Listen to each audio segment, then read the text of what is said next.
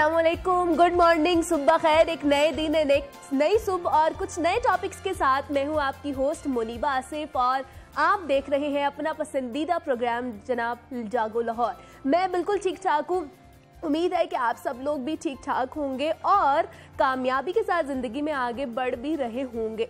हम में से अक्सर लोग हमेशा कामयाबी से खुश होते हैं और नाकामी से मायूस हो जाते हैं, लेकिन कुछ लोगों के लिए नाकामी भी एक कीमती तोहफा होती है। अब आप सोच रहे होंगे कि भला नाकामी तोहफा कैसे हो सकती है, क्योंकि लफ्ज़ नाकामी के साथ तो मायूसी है, उदासी है और नाउम्मीदी जुड़ी हुई होती है।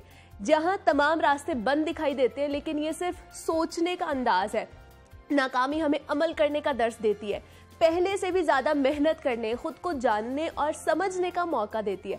नाकामी हमें एक नया अंदाज़े फ़िक्र देती है और वैसे भी नाकामी कभी ख़त्मी नहीं होती। ये हमें आगे बढ़ने और कामयाबी के लिए और ज़्यादा जुस्तजू और मेहनत का दर्स देती है। तो जनाब, अब ये आप पर डिपेंड करता है कि आप नाकामी को तोहफ़ा मानकर आगे बढ़ते हैं या मायूस होते हैं।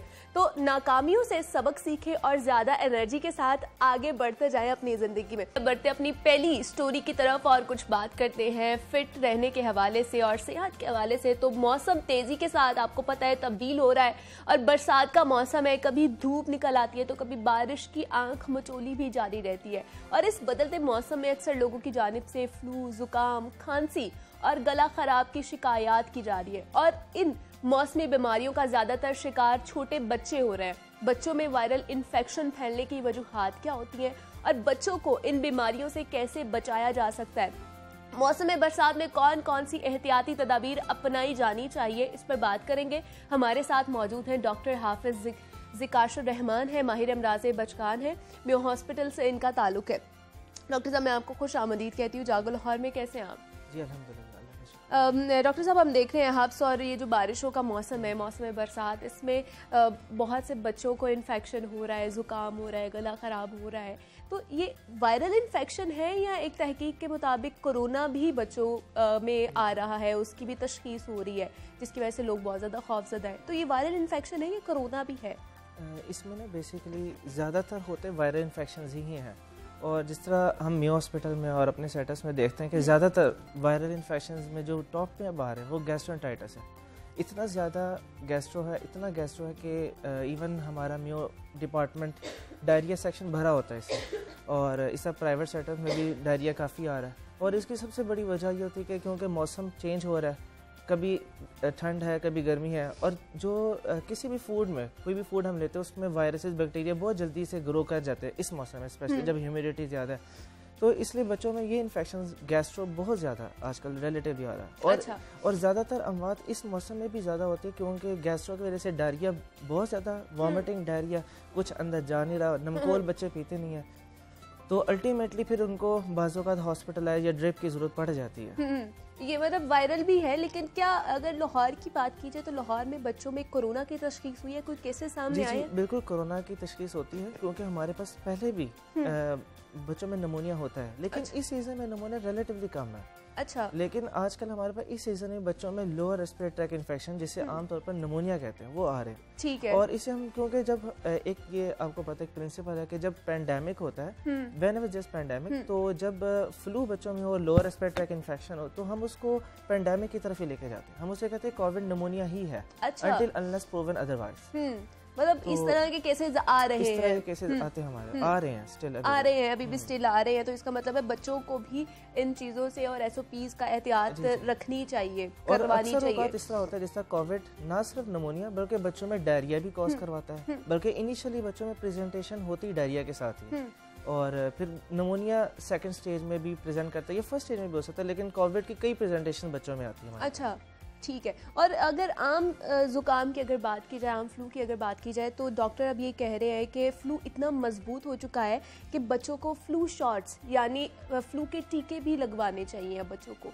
आप इससे मुत्तफिक हैं? हाँ बिल्कुल, जिसे हम इन्फ्लुएंजा वैक्सीन बोलते हैं या डिफरेंट और वैक्सीन, जिस तरह कोविड हमारे पास चिकन पॉक्स की वैक्सीनेशन होती है जो हम प्राइवेट सेटअप में यूज़ करते हैं, इस तरह से MMR, रुबेला और मीजल्स, मम्स, ये हम लगाते हैं वैक्सीन। एक साथ बच्चों की प्रिवेंशन होती ज़रूर है, लेकिन वायरसेस इसके अलावा भी बहुत ज़्यादा होता है कि जिससे हमें हमारे लिए प्रिवेंशन करना मुश्किल हो जाता है। फॉर एग्जांपल आजकल केसेस बच्चों में चिकन पॉक्स के भी बहुत आ रहे हैं। अच्छा। और चिकन पॉक्स के और दूसरा वायरल एंजाइथम, एक जिसमें वायरल के कई रेंजेस आते हैं जिसमें मीजल्स भी हम शामिल कर लेते हैं। तो यानी कि वायरल एंजाइथम, चिकन पॉक्स, मीजल्स खुद बजाते खुद ये बच्चों में आजकल काफ़ी आ रहे हैं। और क्योंकि बरसात का मौसम और स्किन इन्फेक्शन बच्चों में आजकल बहुत कॉमन है। अच्छा। यानी कि सिंपल ब्लिस्टर फॉर्म में हमारे पास आते हैं और इम्पिटाइगो ब्लिस्टर्स ये भी हमारे पास इस सीजन में बच्चों में रिपोर्ट होते हैं। तो जैसे आपने बताया कि मीजल्स और चिकन पॉक्स के भी केसेस सामने आ रहे हैं, तो इसके जो इलाज है वो मतलब बच्चे कितनी देर में रिकवर हो जाते हैं? यूजुअली ये 1 वीक और 10 डेज लग जाते हैं इसके रिकवरी में, लेकिन it's again depends upon the immunity, बच्चों की कुव्वत मुदाफ़त कैसी है। और हमारे अनफॉर्चुनेटली हमारे इधर पाकिस्तान सेटअप में ज़्यादातर तबकात हमारे जैसा लोअर सेटअप में, जैसा अंदरून शहर इन इलाकों से आते हैं और वो बच्चों का ख्याल भी नहीं रखते। जिस तरह 1 साल के बच्चे का वजन 10 kg होना चाहिए, इनके यूजुअली बच्चों का वजन 7-8 kg होता है। अच्छा। इम्यूनिटी कम है, फेलियर टू थ्राइव है, जो इस सिचुएशन में हमारे पास इन बच्चों को मैनेज करना और मुश्किल हो जाता है। और फिर सेकेंडरी कॉम्प्लिकेशन जैसे चिकन पॉक्स के साथ गर्दत और बुखार हो जाना, एंसेफेलाइटिस, मीजल्स के साथ निमोनिया हो जाना, ये बच्चों में फिर ज्यादा कॉमन हो जाता है। जैसे आपने कहा कि कुव्वत मुदाफ़त का मजबूत होना बहुत ज्यादा जरूरी है, तो बच्चों में किस तरह फिर हम कुव्वत मुदाफ़त, इम्यून सिस्टम को स्ट्रॉन्ग कर सकते हैं? देखिए, कुव्वत मुदाफ़त का ना इनडायरेक्टली ताल्लुक बच्चों की अपनी डाइट से है। अच्छा। अगर बच्चों को माँ अपने बच्चों को दूध दे 2 साल, अगर बच्चों को 6 मंथ्स में वीनिंग स्टार्ट प्रॉपरली हो जाए, अगर वेट गेन पर हम नजर रखें, जिस तरह बाहर के मुल्क में, जिस तरह यूके में क्या होता है कि प्रॉपर विजिट्स होते हैं हर चाइल्ड के, स्टार्ट में 1 मंथली होता है, फिर 3 मंथली हो जाता है। अगर हम विजिट्स प्रॉपर रखें ताकि हमें बच्चों का पता हो कि वेट और हाइट किस लिहाज से ग्रो कर रहा है, क्या वो ग्रोथ सेंटाइल्स पर फॉल कर रहा है या नहीं कर रहा, अगर इस चीज़ को हम मद्देनज़र रखें तो ये चीज़ हम बच्चों में रोक सकते हैं, इम्यूनिटी की मसले को हम रोक सकते हैं और फिर आगे डिजीज़ फर्दर होना उसको हम स्पेशली ज़रूर रोक सकते हैं। और बच्चों के लिए कौन सी बुनियादी वैक्सीन है जो उन्हें हम पैदाइश के तौर पर, मतलब पैदाइशी उस वक्त ही लगा दें कि उनका इम्यून सिस्टम जो है वो स्ट्रॉन्ग रहे जैसे जैसे वो ग्रो करते जाएं? देखिए, जितनी वैक्सीनेशन जो गवर्नमेंट ने EPS स्केड्यूल में स्टार्ट की हुई है, वो सारी की सारी डायरेक्टली हमारी इम्यूनिटी को बढ़ाती है। अच्छा। बॉडी में एंटीबॉडीज बनती है। लेकिन कुछ वैक्सीन है जिस पर मैं इस फोरम के थ्रू गवर्नमेंट को भी मुतवज्जो करना चाहता हूँ कि जिस तरह चिकन पॉक्स वैक्सीन है, ये स्टिल अभी तक हमारे EPS स्केड्यूल में शामिल नहीं है। ठीक है। MMR शामिल नहीं है, मीजल्स शामिल है लेकिन MMR शामिल नहीं है। अच्छा। इसमें 3 बीमारियों से बचा जाता है, मीजल्स, मम्प्स और रूबेला, ये तीनों चीज़ें नहीं है। टाइफाइड गवर्नमेंट ने पिछले साल स्टार्ट किया और ये एक बहुत अच्छा स्टेप है क्योंकि हमारे इधर मल्टी ड्रग रेजिस्टेंस टाइफाइड आ रहे हैं। Exactly. तो हेपेटाइटिस A बच्चों में आजकल हेपेटाइटिस भी आ रहे हैं, बड़ों ना सिर्फ बच्चों में, बड़ों में भी। और हेपेटाइटिस A की सबसे बड़ी वजह ये बरसाती पानी का पीने वाले पानी से मिल जाना। अच्छा। और हेपेटाइटिस A और E के अमराज बहुत ज़्यादा आ रहे हैं, तो हेपेटाइटिस A की वैक्सीन भी अवेलेबल होती है, वो भी हमें गवर्नमेंट सेटअप पर इसको EPS स्केड्यूल में शामिल करनी चाहिए, शामिल कर लेना चाहिए। मुझे बताइए, टाइफाइड के टीके लगाने की क्यों जरूरत पेश आई हमें? क्योंकि टाइफाइड यहाँ पे इतना मैसिवली फैल रहा है, बल्कि एक रिपोर्ट के मुताबिक, रिसर्च है कराची में, उसकी रिपोर्ट के मुताबिक पूरी दुनिया का सबसे ज़्यादा टाइफाइड बर्डन हमारे पाकिस्तान का। अच्छा। और ना सिर्फ टाइफाइड बर्डन है बल्कि अनफॉर्चुनेटली MDR, जिसे हम मल्टी ड्रग रेजिस्टेंट टाइफाइड बोलते हैं, वो मल्टी ड्रग रेजिस्टेंट आ रहा है। यानी कि हम टाइफाइड को कंट्रोल कर ही नहीं पाते। यानी कि हर मेडिसिन जो पहले हम यूज़ करते थे, फॉर एग्जांपल अमोक्सिल करते थे, कैरिसब यूज़ करते थे, वो हर चीज़ से रेजिस्टेंट। अब फिर हमें एजोमक्स देना पड़ा, अब इवन एजोमक्स से रेजिस्टेंस, अब फिर अल्टीमेटली हमें फिर उसके ऊपर मेरोनम इंजेक्शन पर जाना पड़ता है। और हमें बल्कि मेडिकल स्पेशलिटी वालों को इस बात में खदशा है कि इसके बाद क्या टीका यूज करेंगे, क्या इंजेक्शन यूज करेंगे, हमारे पास कोई बीमारी इतनी ज्यादा खतरनाक होती जा रही है, यानी कि इतना रेजिस्टेंट हो गया वो बैक्टीरिया कि अब उसको ट्रीट करना इट्स वेरी डिफिकल्ट। तो इसकी वजह क्या लगती है आप लोगों को मेडिकल के, अगर आप लोगों से पूछा जाए, क्या वालिदैन बेएहतियाती कर रहे हैं, वो लगवा नहीं रहे, इस वजह से लग रहा है? देखें, टाइफाइड वैक्सीन तो लगवानी चाहिए, लेकिन इसकी भी जो प्रिवेंशन है वो ये नहीं कि 100% है, 60 to 80% कहते हैं कि प्रिवेंशन है, लेकिन बाकी 20 to 40% स्टिल रिस्क है। तो मसला बेसिकली शुरू कहाँ से हो, हमें उस कॉज को पकड़ना चाहिए, यानी कि हमें उस कहते हैं nip the evil in the bud, हमें स्टार्ट में देखना चाहिए। वजह सिर्फ और सिर्फ ये कि हमने एंटीबायोटिक का बेजा इस्तेमाल, आप देखें जगह जगह क्वैकरी है, जगह जगह नीम हकीम बैठते हैं, हकीम बैठते हैं, एक मेडिसिन एंटीबायोटिक लिखते हैं और 2-3 डेज बाद पेरेंट्स स्टॉप कर देते हैं और अल्टीमेटली वो रेजिस्टेंट बन जाती है। तो मेरे ख्याल से सबसे ज़्यादा जैसा यूके में आप over the counter there is no any available antibiotic, यहाँ पर भी यही उसूल होना चाहिए कि कोई फार्मेसी में एंटीबायोटिक ना दे। एग्जैक्टली और दूसरा यहाँ पे इतनी ज्यादा एंटीबायोटिक यूज भी हो रही है कि पूरी दुनिया में इस तरह यूज नहीं होती जिस तरह पाकिस्तान में यूज हो रही है, तो ये कितनी खतरनाक साबित हो सकती है हमारे सेहत। बिल्कुल, इसकी वजह से ना सिर्फ टाइफाइड बल्कि डिफरेंट और जरासीम भी रेसिस्टेंट हो रहे हैं। अच्छा। और and very difficult to treat. और हमें इसलिए आप देखें कि हमें हॉस्पिटल्स में इंजेक्टेबल्स पर बहुत जल्दी स्विच होना पड़ रहा है as compared to the oral. यह था कि बाहर तो ऑरल ही रखते हैं, बहुत सीरियस कंडीशन में फिर हम इंजेक्टेबल्स में जाते हैं। तो ये एक बहुत बड़ा ड्रॉबैक है कि हमें इंजेक्टेबल्स में जाना पड़ता है। और एक आम मेडिसिन की कॉस्ट फॉर एग्जांपल 100 रुपीज़ है।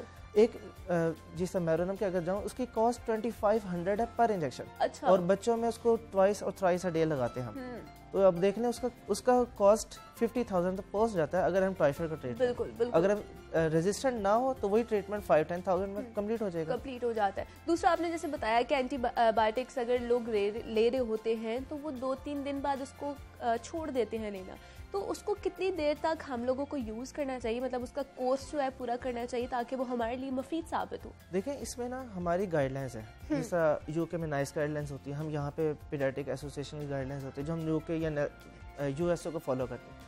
इसमें ये कि हर डिजीज़ की अपनी एक ड्यूरेशन है। फॉर एग्जांपल टाइफाइड की ड्यूरेशन 10 to 14 डेज है। इससे हर डिजीज में हम अपना ड्यूरेशन के तौर पे यूज़ करते हैं। किसी में 10 डेज है, अगर परटूसिस है 10 डेज हम यूज़ करते हैं। अच्छा। अगर टॉन्सिलाइटिस है तो 7 to 10 डेज यूज़ करते हैं। अगर simple lower respiratory tract infection है, बिल्कुल माइल्ड सा हल्की सी वीज आ रही है या गैस्ट्रोएंटाइटिस है, हम उस पर 5 डेज यूज़ कर लेते हैं। यानी कि हर डिजीज का अपना ही एक ड्यूरेशन है। ठीक है, मतलब डिजीज के हिसाब से वो देखा जाता है कि इनको कितनी देर हमने एंटीबायोटिक्स जो है वो यूज़ करवा दिया। डिजीज एंड उसकी फिर सेवेरिटी, डिजीज क्या नॉर्मली प्रेजेंट करी या एक सीवियर फॉर्म में हमारे पास प्रेजेंट किया। अच्छा। इसकी भी डिपेंड हमारे पास होता है। यानी कि अगर एक सिंपल एक मिसाल के तौर पे एक वायरस है जिसने सिर्फ ऊपर इन्फेक्शन कॉज किया, उसने टॉन्सिलाइटिस कर दी या फेरेंजाइटिस कर दी, वायरल फेरेंजाइटिस, उसमें हमारा ट्रीटमेंट ड्यूरेशन 4-5 डेज 5 डेज तक हम करते हैं। लेकिन अगर वही नमूनिया कॉज कर देता है तो हम उसको फिर ड्यूरेशन 10 डेज 14 डेज तक भी एक्सटेंड कर सकते हैं। अच्छा।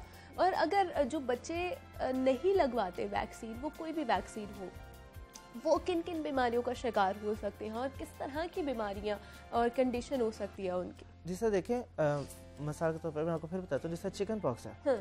जो बच्चे वैक्सीन लगवाते हैं अगरचे उनमें चिकन पॉक्स हो सकता है, लेकिन चिकन पॉक्स की सेवेरिटी आम बच्चों की निस्बत कम होती है। दूसरा रिश्ता MMR है, उन बच्चों में मम्स होता है लेकिन आम बच्चों की निस्बत सेवेरिटी कम होती है। टाइफाइड में भी हम कहते हैं कि टाइफाइड के बाद टाइफाइड हो सकता है लेकिन उसकी रिलेटिवली सेवेरिटी कम होती है। अच्छा। तो वैक्सीन ना सिर्फ बच्चे को प्रिवेंशन करती है बल्कि अगर डिजीज भी हो जाए, जिससे मीजल्स की वैक्सीन के बाद अगर मीजल्स हो जाए तो कहते हैं कि उसकी सेवेरिटी कम होती है। अच्छा। यानी कि अगर मीजल्स से शरह अमवात ज्यादा है लेकिन अगर वही हम वैक्सीन के बाद मीजल्स होगा तो उसकी शरह मोर्टेलिटी, इसे मोर्टेलिटी बोलते हैं, वो कम हो जाएगी, डाउनफॉल आ जाएगा। मतलब जैसे कोरोना की वैक्सीन है, कोरोना की वैक्सीन हम लगवा रहे हैं तो अगर कोरोना हो भी जाता है तो हमारी सेवेरिटी जो है, कंडीशन है, वो ज्यादा वर्स नहीं होती। तो इसलिए कोई भी वैक्सीन हो, किसी की भी बीमारी की वैक्सीन हो, वो लगवाना बहुत ज़्यादा ज़रूरी है। और दूसरा डॉक्टर साहब, हम देखते हैं कि ये जो बरसात का मौसम आता है बहुत सी बीमारियां साथ लेकर आता है, बच्चों की वायरल इन्फेक्शन, बच्चों के कानों में भी दर्द शुरू हो जाती है।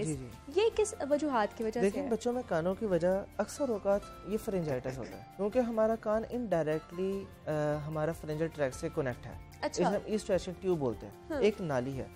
बट जब बच्चों में ये वायरल इन्फेक्शन जैसा अपर रेस्पिरेटरी ट्रैक्ट इन्फेक्शन होता है, फेरेंजाइटिस होता है, तो वो इन्फेक्शन उस ट्रैक के थ्रू मिडल ईयर में चले जाता है। अच्छा। और फिर बच्चों में ओटाइटिस मीडिया, जिसे हम मिडल ईयर इन्फेक्शन बोलते हैं। फिर अक्सर औकात हमारे इधर बरसात में क्या होता है कि गंदा पानी, बच्चे नहाते हैं बाहर अगर गंदे पानी में, तो बाहर हमारे आउटर ईयर में भी इन्फेक्शन चले जाता है। इसे हम ओटाइटिस एक्सटर्ना बोलते हैं। अच्छा। और ये भी आजकल ओटाइटिस एक्सटर्ना कॉमन हो रहा है क्योंकि गंदे पानी आराम से दाखिल हो जाते हैं और फिर उस जगह पे लोकल इन्फेक्शन कॉज कर देते हैं। तो ये दोनों डिजीज हमारे इस सीजन में कॉमन हो जाती है। हाँ, ठीक है। और अगर माँ का दूध और अगर डब्बे का दूध अगर देखा जाए तो आप क्या रिकमेंड करेंगे बच्चों को पैदाइश से लेके कब तक पिलाना चाहिए? देखिए, जो पिलाना चाहिए? जी, जो WHO गाइडलाइंस हैं उसमें जो हम इधर भी फॉलो करते हैं और गवर्नमेंट ने इस पे काफ़ी एक तहरीक भी चलाई है इस पे। तो जो गाइडलाइंस कहते हैं कि हमें 2 इयर्स तक मदर फीड कराना चाहिए। अच्छा, कब तक मदर फीड सिर्फ होना चाहिए, इसके बारे में जो WHO गाइडलाइंस है वो कहती है कि हमें पहले 6 months only and only mother feed. Even हमें कुछ वीन हम बोलते हैं, कुछ एड ऑन करना बच्चों की डाइट में। फॉर एग्जांपल पूरी दलिया साबूदाना इस हम चीज़ ऐड करते हैं। ये जो एड ऑन थेरेपी है ये भी 6 मंथ्स में स्टार्ट होती है। अच्छा। इवन जो WHO के मुताबिक पहले 6 मंथ सिर्फ मदर फीड ही है। तो इसमें अगर यहाँ पे हम देखा जाए, चले अगर हम कहते हैं कि यहाँ पे बच्चों में इम्यूनिटी कम है, वेट कम है, अगर हमने वीनिंग करानी भी है तो 5 मंथ्स में स्टार्ट करा दें, इससे नीचे जाना मुनासिब नहीं है। अगर मदर फीड करवा रहे हैं तो वो वाले बच्चे कितना बीमारियों से दूर रह सकते हैं जो माँ का दूध पी रहे हैं? इसमें तो बाकायदा प्रूवन रिसर्चेज हैं कि जो मदर फीड कराते हैं उसमें गैस्ट्रो इंटेस्टाइनल इन्फेक्शंस यानी कि पेट के इन्फेक्शंस, डायरिया, वॉमिटिंग, बच्चों में अपर रेस्पिरेटरी इन्फेक्शंस, बच्चों में नमूनिया के चांसेस, ये सारे रिलेटिवली जो बॉटल फीड कराते हैं उससे कम होता है। यानी कि बच्चों में इन इन्फेक्शंस मदर फीड में रिलेटिवली कम है बजाय के जो बॉटल फीड होता है। ये तो बकायदा प्रूवन रिसर्चेज है।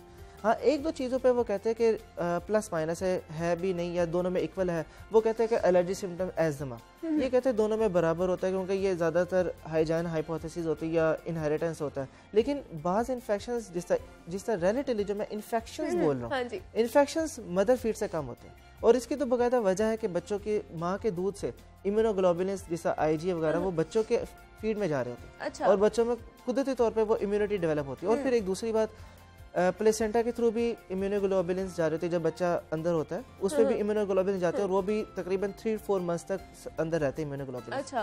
तो 3-4 मंथ्स तक दोनों बच्चों को प्रिवेंशन है, जो मदर फीड पे बॉटल फीड पे। उसके बाद भी ज्यादा डिपेंडेंस सिर्फ मदर फीड पर है। यानी कि मदर फीड होगी तो इन्फेक्शंस कम होंगे, otherwise there was increase risk in bottle feed.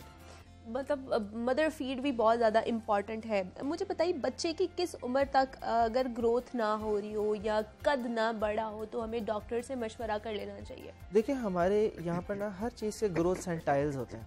हमें हर एज का हमें पता होता है कि इसने ग्रोथ कितनी करनी। फॉर एग्जांपल, पहले 9 माह में बच्चों का वेट 3 गुना हो जाना चाहिए। 1 साल में बच्चों का जो हाइट है वो 75 सेंटीमीटर होनी चाहिए। हमें अगर इसलिए हम कहते हैं कि प्रॉपर विजिट्स बच्चों के होने चाहिए ताकि उस लिहाज से हम देख सके बच्चे अपनी वेट और हाइट के मुताबिक चल रहे हैं नहीं चल रहे। ठीक है। अगर बच्चों में शॉर्ट स्टेचर बहुत कॉमन मसला है और हमारे पेरेंट्स अक्सर इस बारे में बड़े परेशान होते हैं कि बच्चों की हाइट छोटी रह रही है। बिल्कुल। देखिए, शॉर्ट स्टेचर भी उसी वक्त होता है जब बच्चों की डाइट अच्छी नहीं होती। जिस तरह एक आप इस चीज़ को आपको पता होगा कि जब आप डाइट देते हैं सबसे पहले वो बच्चों की वेट बढ़ाता है और वेट फर्स्ट ईयर में जो बच्चों की हाइट है वो डायरेक्टली प्रोपोर्शनल टू वेट। अगर बच्चों का वेट अच्छा होगा तो हाइट अच्छी होगी उसके, यानी कि इसे हम बोलते हैं न्यूट्रिशन डिपेंडेंट। यानी कि पहले साल में हाइट डिपेंड ऑन न्यूट्रिशन। ठीक है। और यही वजह हमारे पहले साल में माएँ दूध नहीं पिलाती, वीनिंग अच्छी नहीं होती, तो पहले साल से ही बच्चों का हाइट वेट कम होना शुरू हो जाता है। तो ये एक बहुत बड़ी वजह। और फिर इसकी कुछ और वजूहत भी न्यूट्रिशन के अलावा भी हैं जिसे हम इमोशनल स्ट्रेस बोलते हैं। जो बच्चे इमोशनल स्ट्रेस में होते हैं जिसमें मिसाल के तौर पे पैसों की कमी, माँ बाप में लड़ाई, तो उसमें भी स्टेचर में इफेक्ट आता है। ठीक है। तो ये कुछ फैक्टर्स हम जिसे हम डेमोग्राफिक फैक्टर्स बोलते हैं, सोशियो इकोनॉमिक फैक्टर्स बोलते हैं, उसके साथ ठीक है, जिनको मद्देनजर रखने की बहुत ज्यादा जरूरत है इस दौर में। डॉक्टर जिकाशुर रहमान हमारे साथ मौजूद है, चाइल्ड स्पेशलिस्ट हैं। बहुत शुक्रिया आपका कि आपने हमें वक्त दिया और आप यहाँ पर आए हैं और बच्चों की सेहत के हवाले से जनाब हम बात कर रहे थे और बहुत अच्छी चीज़ें डॉक्टर साहब ने हमारे साथ शेयर की है। मेरे ख्याल से आप लोग भी इस हवाले से जो है इसको ज़रूर अमल दरामद करें। मज़ीद भी आपसे बात करेंगे लेकिन यहाँ वक्त एक छोटी सी ब्रेक का मिलते हैं। इस ब्रेक के बाद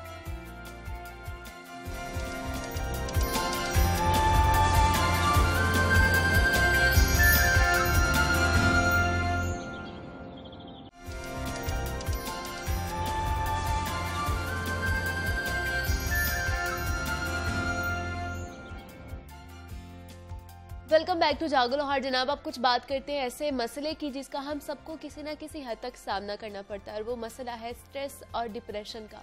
कोरोना वबा के दौरान हर 5 में से 4 अफराद को स्ट्रेस और डिप्रेशन का सामना करना पड़ रहा है। लेकिन स्ट्रेस की नौयत मुख्तलिफ हो सकती है। किसी को कोरोना वबा का खौफ हो सकता है तो किसी को वर्कलोड की वजह से स्ट्रेस का सामना करना पड़ सकता है। स्टूडेंट्स इम्तिहानात की वजह से स्ट्रेस का शिकार है तो जॉब होल्डर्स जॉब इनसिक्योरिटी की वजह से स्ट्रेस से 2-4 रहते हैं। ख़वातीन की अगर बात की जाए तो उनमें भी अक्सरियत को इस मसले का सामना करना पड़ता है। ख़ास तौर पर वर्किंग वुमेन के हवाले से अक्सर उनको इस मसले का सामना रहता है कि अपनी प्रोफेशनल लाइफ और जो रोज़मर्रा की ज़िंदगी है उसमें बैलेंस कैसे मेंटेन किया जाए। स्ट्रेस और डिप्रेशन एक खामोश कातिल की तरह हमारी जिस्मानी और जहनी सेहत को बर्बाद भी कर देता है। स्ट्रेस हमारी सेहत के लिए कितना खतरनाक है और इससे बचाव कैसे मुमकिन हो सकता है, इसका मुकाबला हम कैसे कर सकते हैं, इस पर बात करेंगे। हमारे साथ मौजूद हैं महबूब अशरफ है, स्ट्रेस मैनेजमेंट एक्सपर्ट हैं। सर मैं आपको खुश आमदीद कहती हूँ जागो लाहौर में। कैसे हैं सर आप? जी fine, thank you very much Muniba, आपने इनवाइट किया। सर हम आजकल देख रहे हैं कि प्रोफेशनल्स में सबसे ज़्यादा स्ट्रेस पाया जा रहा है। वो काम पर कंप्लीशन या न्यू चैलेंजेस का सामना होता है, उसका स्ट्रेस होता है। देन हम अपनी लाइफ को कैसे मेंटेन करें, उसमें बैलेंस किस तरह लेके आए, उसका भी स्ट्रेस होता है। तो ये स्ट्रेस होता क्यों है, सबसे पहले तो ये बताइए हमें। जी, मैं स्ट्रेस के बारे में आपको टीयर्स वाइज बताऊंगा ताकि सारी कैटेगरीज इसमें एड्रेस हो जाए। ठीक है। टीयर 1 आ जाता है हमारा, मैं starting from the top level. Tier 1 जो हमारी लीड पर्सनालिटीज हैं डेफिनेटली वो नंबर। टीयर 2 के ऊपर बिजनेसमैन आगे हमारे सक्सेसफुल। ठीक है। टीयर 3 के ऊपर हमारे आगे जो मिडिल क्लास कैटेगरी हमारी आती है, सारा तबका आता है, जॉब करते हैं या वो SMEs में, स्मॉल मीडियम एंटरप्राइजेस में आते हैं। और उसके बाद जो हमारे डेली वेजर्स हैं या वो अपना छोटे स्मॉल लेवल पे बिल्कुल बिजनेस करते हैं, सर्विसेज वगैरह प्रोवाइड करते हैं। तो इन सब के सिचुएशंस अलग-अलग हैं स्ट्रेस के हवाले से। ठीक है। सबसे पहली इंपॉर्टेंट बात ये कि इस वक्त जो दुनिया के हालात वाकयात हैं, सारे फाइनेंशियल मसल्स बड़ी बड़ी टॉप कंपनीज के भी वो ऑलमोस्ट जीरो लेवल के ऊपर, स्क्रैच लेवल के ऊपर आ गया। टॉप नॉच कंपनीज हैं वो भी फाइनेंशियल मसल्स उनके बहुत ज्यादा वीक हो गए हैं। उन्होंने डाउन साइजेस की सारी। तो मेरे नजदीक वर्ल्ड जो दुनिया घूमती है आसान अल्फाज में, वो फाइनेंशियल्स के इर्द गिर्द घूमती है। तो जब फाइनेंशियल क्रंच आया है तो डेफिनेटली रोजमर्रा के सारे मामला जो हैं हमारे फाइनेंशियल्स के साथ ही जुड़े होते हैं मोस्टली।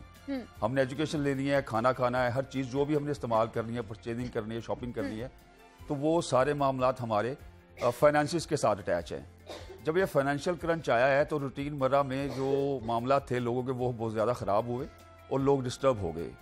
इस तरह से तरह के स्ट्रेस लेवल जो टीयर्स मैंने बयान किए उनमें डेवलप हुए। ठीक है। जो टॉप टीयर लेवल है डेफिनेटली उनके सारे शोज ऑफ हो गए, सारे मिलना मिलाना क्लोज हो गया। तो एक आर्टिस्ट होता है या जो टॉप लेवल पे बिजनेसमैन होता है वो तो इतनी बड़ी एम्पायर्स को रन कर रहा होता है, तो उसका सोशली आइसोलेशन हो गई टोटली तौर के ऊपर। ठीक है। जब वो सोशली आइसोलेट हुआ तो उसकी रूटीन सालों से 30 साल का एम्पायर है, किसी का 25 साल का एम्पायर है, तो रूटीन 360 डिग्री के ऊपर चेंज हुआ। Earth down towards skies down towards earth. ठीक है। तो वो आइसोलेशन ओपो हुआ और 2020 में जब बाकायदा तौर के ऊपर कोरोना पोस्ट कोविड सारा आया तो वो किसी को पता ही नहीं था कि ये होगा, तो फियर फैक्टर डेवलप हो गया। ठीक है। उसके वजह से सबसे पहले फियर ऑफ डेथ क्रिएट हुआ, साथ फाइनेंशियल लॉस हमारे डाउन हो गए, फाइनेंशियल 0/0 हो गए हमारे। हर बंदा घर में बैठ गया और लोगों को एसेट्स तक बिक गए। तो ये स्ट्रेसर्स अब इंडिकेटर्स आ रहे हैं। ठीक है। कि स्ट्रेस डेवलप हो रहा है आपका। हाँ। लोगों की जॉब चलेगी, करोड़ों लोगों की दुनिया में। बिल्कुल ऐसे इवन जो टॉप नॉच कंपनी, टॉप मुल्क हैं अमेरिका जैसे, कनाडा जैसी, यूरोपियन जो इकोनॉमीज हैं, वो भी उन्होंने भी बाकायदा इमरजेंसी का नाफज कर दिया और फंड्स क्रिएट कर दिए। बिल्कुल एज कम्पेयर टू पाकिस्तान। मैं आपको believe me from the core of my heart बिल्कुल फैक्ट्स के ऊपर बात करूंगा, पाकिस्तानी बहादुर हैं रियली। उन्होंने जिस तरीके से गवर्नमेंट को भी अप्रिशिएट करता हूँ कि उन्होंने बड़े अच्छे तरीके के साथ स्मार्ट लॉकडाउन किए और उस चीज को आगे लेके चली, तरह के इनिशिएटिव्स अनाउंस किए। डॉक्टर्स ने बड़ा इस चीज में आगे वर्किंग की जिसकी वजह से लोग उन्होंने बड़ा बेनिफिट्स लिए। अब जो स्ट्रेस हुए खास तौर के ऊपर सारी सोशल आइसोलेशन हो गई, लोग घर में बैठ गए। अब ठीक है। अब यहाँ से प्रॉब्लम स्टार्ट हो गई। स्टूडेंट जो वालिद था, जो एक फादर है या एक बेटा है, वो घर पे बैठ गया। घर के मामला रूटीन में ऐसे ही चलते हैं जैसे अब चल रहे होते हैं, लेकिन जब वो घर पे बैठा तो उसने ऑब्जर्व करना शुरू कर दिया कि ये हो क्या रहा है। वो उनको ज्यादा मामला जो है ना इंटेंस होना शुरू हो गए उनके लिए। एग्जैक्टली कि इस तरीके के साथ घर के मामला होते हैं। बिल्कुल। तो जब सारे सफर हो गए, जॉब्स भी सफर हुई, तो उन्होंने नई नई चीजें घर में देखना शुरू कर दी जो उससे पहले वो उन्होंने देखी नहीं हुई थी। तो ज्यादा नजदीकियां समटाइम्स ना वो वापस आपको रिवर्ट बैक, एक पुल बैक करती हैं आपको। ठीक है। बंदा ऑब्जर्व कर क्या करे, उसमें आके खास तौर के ऊपर जब स्ट्रेस डेवलप हुए तो एक मैं बाद आपका सोल्यूशन आपको बताता हूँ उस चीज का कि अब जो स्ट्रेसेस डेवलप हो चुके हैं, फाइनेंशियल्स लाजमी वो सबसे इम्पोर्टेंट, तो उसमें फोकस आपने खास तौर के ऊपर करना है the things which are in your control. ठीक है। जब आप चीजों पे फोकस करेंगे जो चीजें आपके कंट्रोल में हैं, तो आपको सॉल्यूशंस नजर आएंगे, आपका माइंड आपको सॉल्यूशंस की तरफ लेके जाएगा। ठीक है। लेकिन एज कंपेयर अगर खाली जहन होगा और घर के मामलात को आप फोकस कर रहे होंगे, तो खाली जहन आपको नेगेटिविटी और फीलिंग्स ऑफ ब्लैंक्स वो खुद करता चला जाएगा। वो फीलिंग्स ब्लैंक करेगा, मेरा बैठा हुआ है बेटा, वो आधे घंटे से बैठा हुआ, उसको लगेगा 2 घंटे से ये बकायदा तौर पर मोबाइल इस्तेमाल कर रहा है, और ये पढ़ेगा किस तरीके के साथ। नाउ उसका जो टेम्पर है वो लूज होना शुरू होगा। ठीक है। बच्चे उस चीज के आदी नहीं है। तो ये एक छोटा सा जो रिएक्ट वो करता है, रिस्पॉन्ड नहीं, उसने ना अपनी मिसेज से ना अपनी वालदा से या घर वालों से डिस्कस नहीं किया और रिएक्ट कर दिया कि हो क्या रहा है ये, और शाउटिंग शुरू कर दी। लाइकवाइज अब ओपोनेंट जो है घर के बाकी मामलात है वो भी आइसोलेट घर पे और बैठे हुए हैं। बिल्कुल बिल्कुल ऐसे ही तो वो एक रिबट्टल आया उसका भी उधर से, तो थिंग्स स्टार्ट आपस में क्लैश होना शुरू हो गई। ठीक है। जिसकी वजह से घर वीरान होते हैं बकायदा तौर पे। तो फिर किस तरह हम इस स्ट्रेस में से या इस सिचुएशन में से निकल सकते हैं, या अपने दिमागी तौर पर खुद को कंट्रोल कर सकते हैं, मजबूत बना सकते हैं कि इन जैसी सिचुएशन से हम निपट सके? वेल, जो टॉप टियर है उनके पास सारी फैसिलिटीज अवेलेबल है। अच्छा। वो अरेंज करे अपनी मीटिंग्स वगैरह, उन ऑफिस भी उन्होंने बकायदा तौर उनके पास सारी फैसिलिटीज हैं।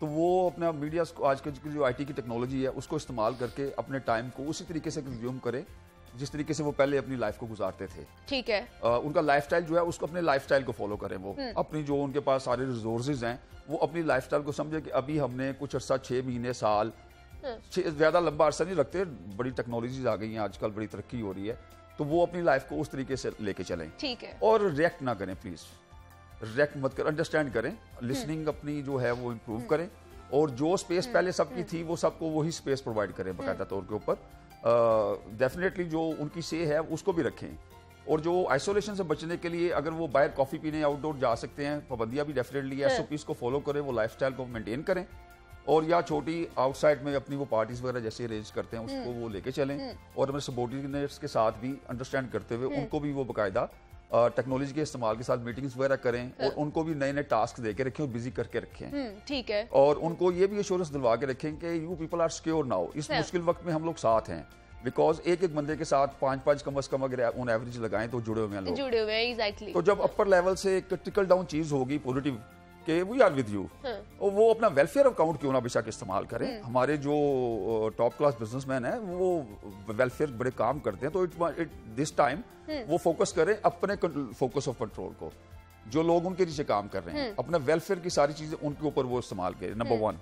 नंबर टियर 2 के ऊपर आ गया जो हमारे बिजनेसमैन है, और बिजनेसमैन को चाहिए कि जो लोग उनके साथ हैं वो भी अपने वेलफेयर फंड्स उनके ऊपर इस्तेमाल करें, जो भी उनकी ताकत है। ठीक है। उनको किसी किस्म का थ्रेट मत दें। ठीक है। अगर वो उनको फाइनेंशियल क्रंच का थ्रेट होगा तो डेफिनेटली वो अकेला बंदा सफर नहीं होगा, वो उसकी पूरी फैमिली सफर होगी, और उसका जो एंगर है, जो बस्ट डाउन है, वो फैमिली के ऊपर जाएगा, और घर वीरान होगा। घर वीरान होगा तो अल्टीमेटली जो है फीमेल के ऊपर मैं काफी ज्यादा काम करता हूँ, उनकी कम्युनिकेशन स्किल्स के ऊपर। अच्छा। खास तौर पर मेरा फोकस एरिया जो है ना वो फीमेल्स के ऊपर होता है। ठीक है। ताकि जब वो भी अपनी एजुकेशन के बाद मैरिड लाइफ भी अपनी स्टार्ट करें तो वो what to do, when to do, how to do, they have a strong control on their emotions as well. वो अंडरस्टैंड करना सीखें और उस तरीके के साथ जिंदगी जीना सीखें। ठीक है। तो जब वो सारा जो टॉप नोच बैठी हुई है वो नीचे उनको बाकायदा तौर के ऊपर पॉजिटिव एश्योरेंस दिलवाएंगे। वैसे भी तो पाकिस्तान एक, आपको पता ही है कितना लोग अल्लाह की राह में खर्च करते हैं। तो वो लोगों को ये कहें कि भाई ये हम आपसे वापस ले लेंगे, ये एक वेलफेयर अकाउंट के हम आपको दे रहे हैं। ठीक है। अब तीसरा तबका आ गया जॉब वाला, जो घर पे बैठे हुए हैं, वो अपनी बाउंड्रीज सेट करें घर के अंदर। अगर उनके एग्जीक्यूटिव ने, उनके सीनियर्स ने उनको कहा है कि आपने you have to work from home, तो ये वो सबसे ज्यादा तबका है जो मुतासिर हो रहा है। बिल्कुल ऐसे ही है। जो मिडिल क्लास है, जो स्ट्रगलिंग तबका है, सबसे ज्यादा ये। अब इन्होंने सर्वाइव भी करना है, फीसेस भी पे करनी है, बच्चों को भी पढ़ाना है, फाइनेंशियल्स है, कट डाउन लगी है सैलरीज के ऊपर भी। तो हाउ का जवाब ये है इसमें कि अपना 9 to 5 तो जॉब जारी रखें, उसके साथ साथ अपने माइंड को फोकस कर ले कि मैं अपने स्किल्स को किस तरीके के साथ इंप्रूव करूं कि मैं और फाइनेंशियल जो अर्न कर सकता हूं वो कैसे कर सकता हूं मैं। अच्छा। उसकी अपॉर्चुनिटीज क्या हैं। मिसाल के तौर के ऊपर एक लेट्स से टीचर है, वो ऑनलाइन तो पढ़ा ही रहा है, लेकिन साथ साथ वो के एफिलिएशन लेके किसी से और उनको कहे कि मैं कोर्स स्टार्ट करवाने लगा हूं, बाकी लोगों को भी स्किल्स इंप्रूव करे वो, तो अपने एवेन्यूज नए एक्सप्लोर करे। अगर वो सेल्स का बंदा है, उसके पास सेल्स के नहीं है, world revolves around the sales and marketing. हर चीज सेल परचेज इस पे आ गई हुई है, ऑनलाइन हर चीज पे चली गई हुई है हम लोग कोविड की वजह से। दूसरा, जैसे आपने कहा कि आप खास तौर पर वुमेन्स पे भी काम कर रहे हैं, उनकी कम्युनिकेशन स्किल्स के हवाले से भी, तो प्रोफेशनल खवातीन जो है उनको भी बहुत ज़्यादा मसाइल का शिकार रहती हैं, स्ट्रेस का शिकार रहती है, डिप्रेशन में रहती है। मतलब मुख्तलिफ शोबों में उन्होंने काम भी करना है, देन वहाँ पर अच्छी कारकर्दगी भी दिखानी है, फिर घर आके घर भी संभालना है, और कुछ अरसे बाद जो खवातीन होती हैं वर्किंग वुमेन, वो चिड़चिड़ी होना शुरू हो जाती हैं, तो वो इस चैलेंज से किस तरह निमट सकती हैं? जी, चिड़चिड़ापन दो चीज़ों की वजह से आता है खास तौर के ऊपर। एक तो मैं फीमेल और मेल दोनों को कहूँगा अपनी नींद लाजमी पूरी करें। जब वो अपनी नींद पूरी करेंगे, रात के वक्त अच्छे तरीके के साथ रेस्ट करेंगे अपना फुल टाइम, तो सुबह फ्रेश होकर बिल्कुल उठेंगी। और दूसरी चीज़, वो चीज़ों को प्रायोरिटाइज करें अपनी। जब वो अपनी चीज़ों को प्रायोरिटाइज करके रखेंगी कि how I have to start my day, और फोकस रहेंगे अपने काम के ऊपर बाकायदा तौर के ऊपर, तो स्ट्रेस, जो बंदा रिस्पॉन्सिबिलिटी लेता है, जो फीमेल रिस्पॉन्सिबिलिटी लेती है अपनी, और अपने वक्त के साथ अपने स्किल्स को इन्हांस करती रहती है, जिस शोबे में भी वो हैं, वो अपने आप को अपलिफ्ट करती रहती हैं, तो वो आधा दिन अपने काम को फोकस करें। आजकल के हालात में खास तौर के ऊपर, keep her self, she must keep her self busy. ठीक है, हाफ डे वो करे, रोमिंग अराउंड हियर करें अपना सारा मामला, लेकिन अपने काम को पूरे फोकस के साथ ग्रो करने के लिए आजकल के हालात को नजर रखते हुए अपने काम के अंदर बिजी रहे, और जो एक्स्ट्रा टाइम मिले वो अपने कैरियर में कैसे ग्रोथ कर सकती हैं उस चीज के ऊपर वो अपना फोकस करना शुरू कर दें। ठीक है, जब माइंड फ्री, मैंने गुजारिश की कि जब आपका माइंड ऑक्युपाइड होगा अपनी सेल्फ और पर्सनल डेवलपमेंट की तरफ, so this is a time. एक मैं छोटी सी एनेक्डोट आपके साथ शेयर करता हूँ कि अ रिच मैन अनाउंस्ड कि जी मैंने शादी करनी है, तो कोई ऐसी लड़की हो जो हमारे रहन सहन के मुताबिक हो। अच्छा, तो उन्होंने कहा जी बात, माय डियर, ये तो बड़ा मुश्किल हो जाएगा माय सन, तो कैसे मुमकिन हो? उन्होंने कहा जी आप, ये हमारा जो स्पेस है, फार्म हाउस है, पैलेस है, इसमें आप जो सिलेक्टेड गर्ल्स हैं जो मुझे पसंद हैं उनको आप यहाँ पे रखिए। ठीक है, उन्होंने उनको रखा वहाँ पे, और बाकायदा ट्रेनर्स ने उनकी ट्रेनिंग स्टार्ट कर दी कि ये प्रोटोकॉल्स हैं, ये नॉर्म्स हैं, और आप अपनी तैयारी शुरू कर दीजिए, because the day is coming soon after 30 days. In short, सब उनमें से एक लड़की थी सिर्फ, उसके साथ 2 फ्रेंड्स और थी। उन लोगों ने अपना सारा टाइम वो डूज के ऊपर कर दिया कि जो ट्रेनर्स बताते थे, ट्रेनर जैसा कहता था वो वैसे ही करते थे, और उन्होंने अपनी ग्रूमिंग शुरू कर दी। बाकी एज कम्पेयर जो फैसिलिटीज, जैसे ऑफिस में फैसिलिटीज होती हैं, सोशल मीडिया की हमारे पास नेट के ऊपर सारी चीजें अवेलेबल हैं, तो सपोज टू बी उन लोगों ने अपना टाइम उधर स्पेंड कर दिया, जो इतनी लग्जरीज हमें मिल रही हैं, ये सारा उन्होंने अपना फोकस जो था वो लूज कर दिया। ठीक है, एज कम्पेयर दोज 3 गर्ल्स, उसमें से एक टॉप ऑफ द लिस्ट, वो रात को भी जब सो रही होती, बाकी लड़कियां मजाक करती थी, लेकिन वो उन्होंने अपने कैरियर और अपने ऑब्जेक्टिव को सामने रख लिया। मतलब वो फोकस्ड रही वो, उसने कि मैंने ये गोल अचीव करना है। जब गोल अचीव किया, माइंड प्री ऑक्युपाई नहीं हुआ, पॉजिटिव तरफ रहा, पॉजिटिविटी के साथ, और उन्होंने वो सारा कुछ लर्न किया। At the time of the final decision जो उन्होंने जब देखा, तो she was the only one जिसने टाइम वेस्ट नहीं किया, ना उसको स्ट्रेस था, ना उसको फियर था, ना उसको टेंशन थी। और लक, मेरे नजदीक लक ये है कि आप पूरी प्रिपरेशन करें अपनी, और जब प्रिपेयर होकर आप कहीं पे जाते हैं, सक्सेस आपको मिलती है, तो डेट इज लक। बिल्कुल ऐसा ही है, और अपने मोटिव के लिए और अपने गोल के लिए फोकस्ड रहना बहुत ज़्यादा ज़रूरी है, और मेरे ख्याल से यही हमें करना भी चाहिए। स्ट्रेस मैनेजमेंट के हवाले से हम बात कर रहे थे, और महबूब अशरफ साहब हमारे साथ मौजूद थे, स्ट्रेस मैनेजमेंट एक्सपर्ट हैं। सर, बहुत शुक्रिया आपका कि आपने हमें वक्त दिया और इतनी अच्छी टिप्स आप हमें देकर जा रहे हैं। तो मेरे ख्याल से आप लोगों को भी कुछ चीज़ें पता चल गई होंगी कि किस तरह आप अपना स्ट्रेस या डिप्रेशन इस दौर में उसको कोप अप कर सकते हैं, और उसके साथ उसको किस तरह लेकर चल सकते हैं। अब आगे बढ़ते हैं, कुछ बात कर लेते हैं किताबों के हवाले से। तो हमारा प्यारा मजहब इस्लाम हर दौर, हर ज़माने के लिए उतरा है। ये आज भी उतना ही कारआमद और मौसर है जितना 1400 साल पहले था। इस्लाम की खसूसियत ये है कि इंसानी नफ्सियात के मुताबिक उतारा गया है। आप तो जानते हैं कि दुनिया की हर चीज़ वक्त के साथ बदल सकती है, लेकिन इंसानी नफ्सियात नहीं बदल सकती। मारूफ आलिम दीन और मुसन्निफ मौलाना वहीदुद्दीन ने जदीद ज़माने के चैलेंजेस और इस्लाम में उनके हल के हवाले से 4 खूबसूरत किताबें तसनीफ की हैं, ये जो मेरे हाथ में है, जिसमें मजहब और जदीद चैलेंज, मजहब और साइंस, सोशलिज्म और इस्लाम दौर जदीद का खालिक शामिल है। मौसर पेराए और खूबसूरत अंदाज़े बयां के साथ लिखी ये किताबें मालूमाती भी हैं और इनमें मुफस्सल अंदाज में जदीद ज़माने के चैलेंजेस और इस्लाम में उनका हल बयान किया गया है। इस्लाम दौरे जदीद के लिहाज से कितना मॉडर्न मज़हब है, ये जानने के लिए हम आपको ये चारों किताबें रेकमेंड करते हैं जो फिक्शन हाउस ने शाया की है। मजीद भी आपसे बात करेंगे, लेकिन यहाँ वक्त एक छोटी सी ब्रेक का मिलता है इस ब्रेक के बाद।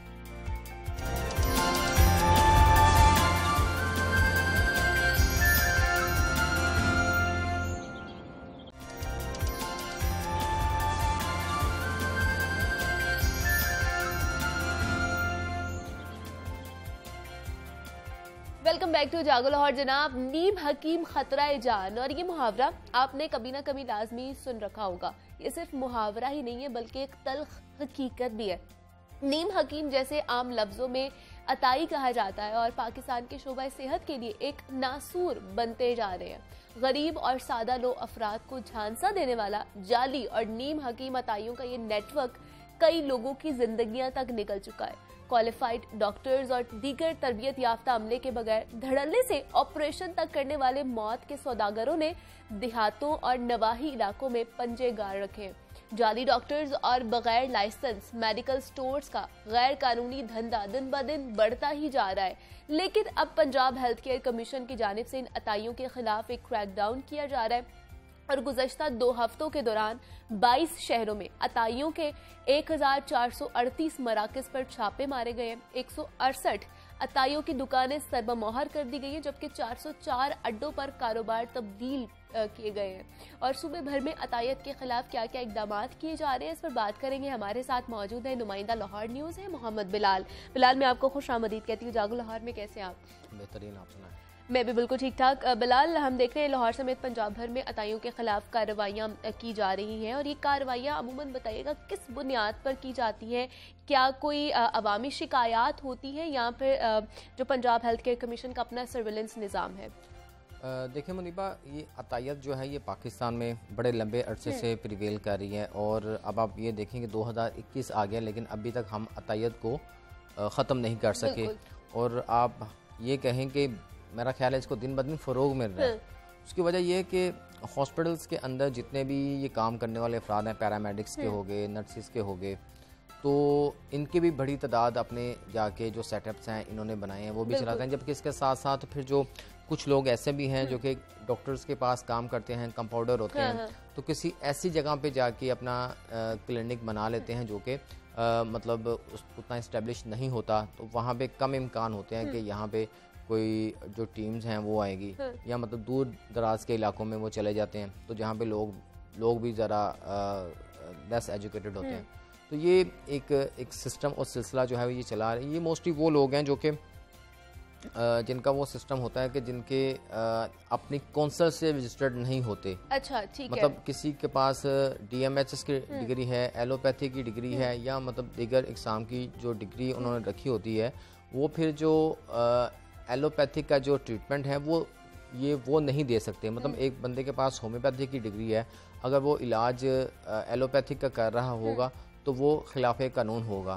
तो इन सारी चीज़ों को इतायत का नाम दिया जाता है जो कि रजिस्टर्ड नहीं होते और ख़ुद को रजिस्टर्ड करवा के समझ के बैठे होते हैं, या वो लोग जिन्होंने तिब के अंदर या होम्योपैथिक के अंदर या जिस तरह हकीम होते हैं तो उन्होंने जो डिग्रियां ली होती हैं तो वो प्रैक्टिस जो कर रहे होते हैं वो इंग्लिश मेडिसिन जिसको एलोपैथिक कहते हैं उनकी कर रहे होते हैं, ड्रिप्स वगैरह लगा रहे होते हैं। तो ये अफराद जो हैं ये अतायत कहलाते हैं। और इसी तरह कुछ लोग ऐसे भी हैं जो कि मेडिकल स्टोर्स के अंदर भी अपनी प्रैक्टिस चला रहे होते हैं, तो वो भी इतायत है, वो भी सारी अतायत में आती हैं।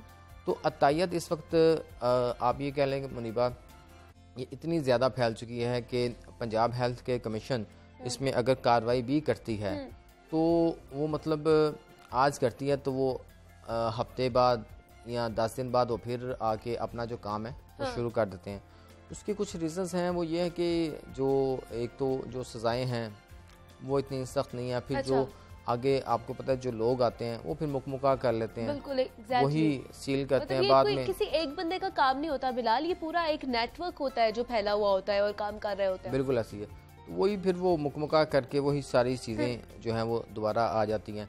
तो उसी तरह पंजाब हेल्थ केयर कमीशन और इस तरह महकमा सेहत की अपनी टीमें बनाई गई हैं। आप ये देखें कि लाहौर के अंदर अगर हम अतायत को ख़त्म नहीं कर सकते तो हमने पंजाब के जो दीगर जो 35 अजला है वहाँ पे हम क्या करेंगे। बिल्कुल ऐसे ही अब ये जो अतायत है, अब इसकी वजह से मुनीबा हमें जिन मुश्किलात का सामना है उनमें सबसे अहम ये है कि हमारे यहाँ जो एड्स है, जो हेपेटाइटिस है, ये इतनी तेज़ी से फैल रही है कि इसमें जो एक्सपर्ट हैं, माहिरीन हैं महकमा सेहत के और जो डॉक्टर्स हैं, उनकी जानिब से कहा जाता है कि ये 2 बीमारियां फैलने का, जो खून से रिलेटेड जितनी बीमारियां जो कि ब्लड ट्रांसफ्यूजन से फैलती हैं, उनमें सबसे जो बड़ा जुज़ है वो है अतायत। ठीक है। और उसमें अतायत में जो सबसे अहम चीज़ है वो है सिरिंज का इस्तेमाल।